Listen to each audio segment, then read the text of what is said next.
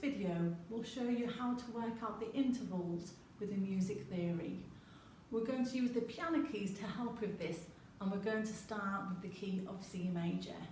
Now, before we begin, there are two golden rules that we need to remember at all times. The first golden rule is that the bottom note is always number 1.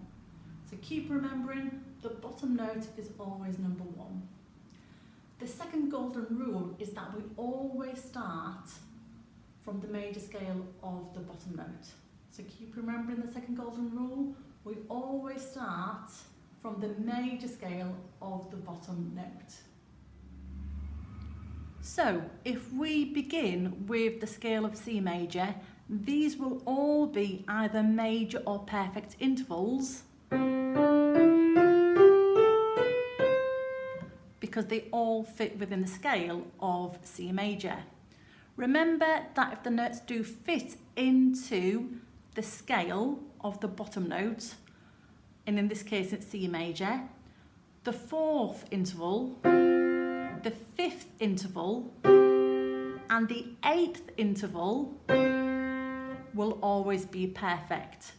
Now, if they don't follow the major scale, they can be one of the following. So if we start with a major third, so in the key of C major, a major third would be C and E. So we know that's a major third. Now, remember the bottom note is always number 1. So if we go up a semitone to a C and an E sharp, we have increased the interval, okay, by a semitone. So it now becomes an augmented third. Let's go back to C and E. So we're back to a major third. And if we go down a semitone to C and E flat, that becomes a minor third. If we go down again to C and E double flat, that becomes a diminished third. Let's look at a perfect interval. So we know from the key of C major that C and F will be a perfect fourth. Now, if we expand the interval by going up a semitone to F sharp, that becomes an augmented fourth. If we bring it back to the perfect, which is C and F, and if we go down from the perfect, down a semitone to C and F flat, that becomes a diminished fourth. Now remember the second golden rule, that you always start from the major scale of the bottom note. So here we've got D and F sharp. So we know from the key of D major that D major, it's got an F sharp and a C sharp. So here, because it already has an F sharp, and this follows the key signature of the bottom note, which is D major, we know that that is a major third. Let's look at the next one. We've got G and D sharp. So we know from the scale of G major that G major, so G major only has an F sharp. So we know that this G and D will be a perfect fifth, but if we go up a semitone, we're making it bigger, we're expanding it, so it goes from a perfect fifth to an augmented fifth.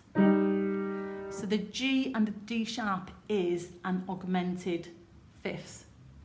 Next one, we have E flat and C sharp. So again, we go from the major scale of the bottom note, which is E flat major. So if we play E flat major, we know that it has a B flat, an E flat, and an A flat. So for a major sixth, this is what it should be, E flat and C. But because it expands, it goes up a semitone to the C sharp,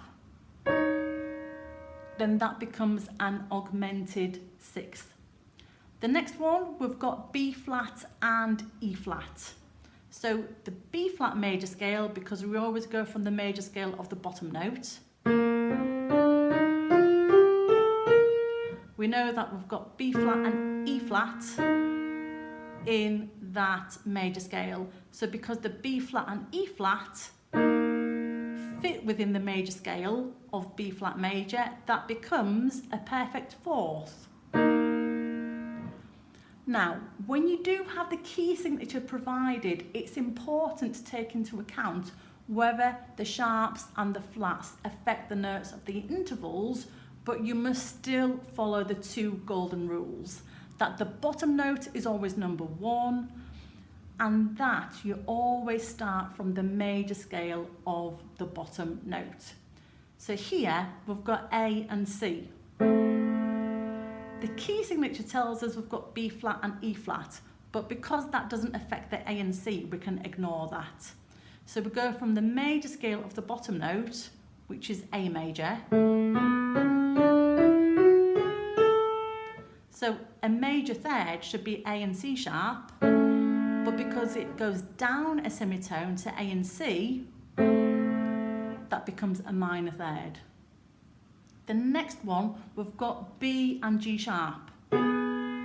Again, in the key signature, we've got F sharp and C sharp, but it doesn't affect any of our two notes. So if we play the major scale of the bottom note, which is B major,